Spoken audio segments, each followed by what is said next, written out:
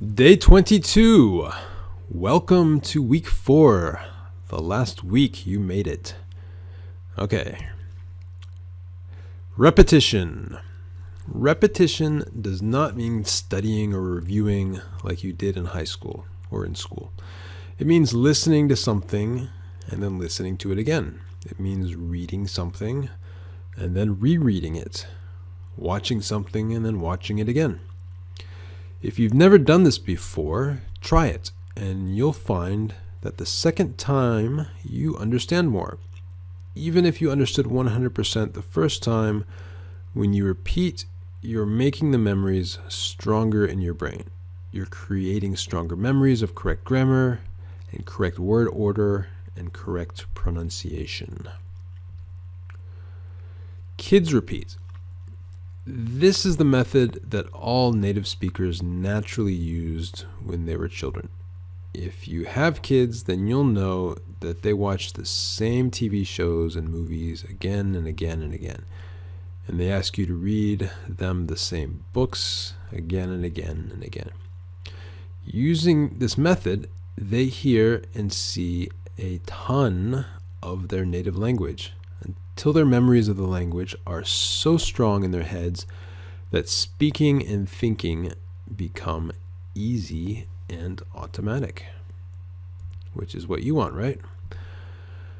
Okay, the power of sleep. Remember the rats who did spaced learning. We talked about that experiment in, I think, the first week. So after the nice scientists cut their brains open, they discovered the rats who learned a little every day had more brain cells. We don't know yet exactly what happens in the brain, but we think that the magic ingredient is sleep. Something powerful happens when you learn something and then go to sleep. And the more you repeat this pattern, learn, sleep, the stronger you make your memories. That's why I recommend waiting at least a day before you do your repetition. Some options. You can listen to something new on Monday and then listen to it again on Tuesday and keep that pattern. Or everything you listen to this week can be new, and then next week you can repeat everything. Or you can listen 10 minutes to a new audio, and then the next 10 minutes to an audio from last week, something you've already listened to.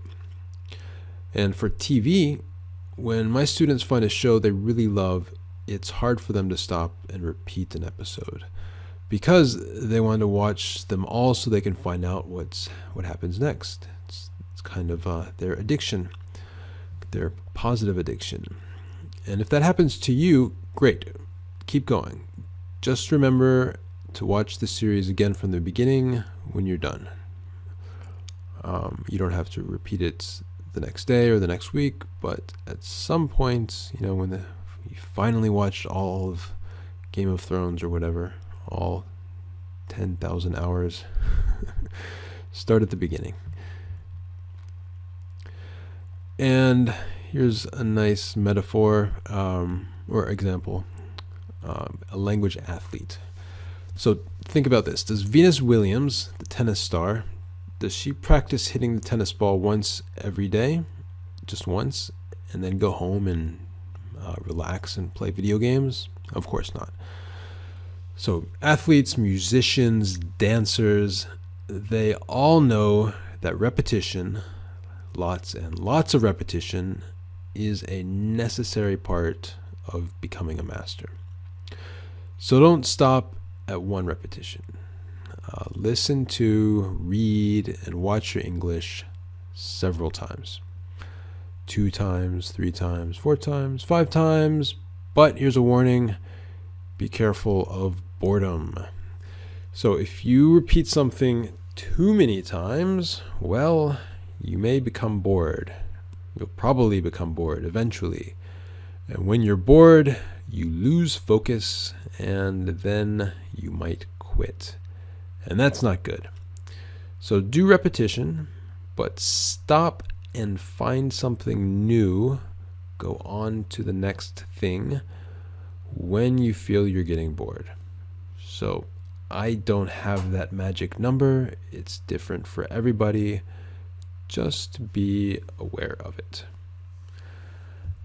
And that's all. Alrighty. Talk to you tomorrow.